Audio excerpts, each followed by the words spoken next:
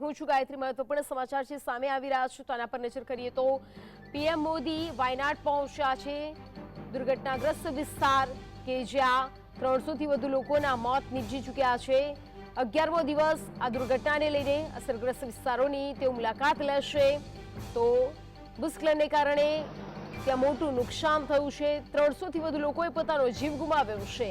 ત્યારે પીએમ મોદી 11મા દિવસે વાયનાડ પહોંચ્યા છે। તો કેરળના વાયનાડ ખાતે પીએમ મોદી પહોંચ્યા છે। અસરગ્રસ્ત વિસ્તારોની પણ તેઓ મુલાકાત લેશે। રાહત અને બચાવ કામગીરી 11મા દિવસે પણ યથાવત જોવા મળી રહી છે। ભૂસ્ખલનને કારણે આ વિસ્તારો કે જ્યાં મોટું નુકસાન થયું હતું, હજુ પણ રાહત કામગીરી, બચાવ કામગીરી ચાલી રહી છે। ત્યારે તેની વચ્ચે 11મા દિવસે પીએમ મોદી વાયનાડ પહોંચ્યા છે।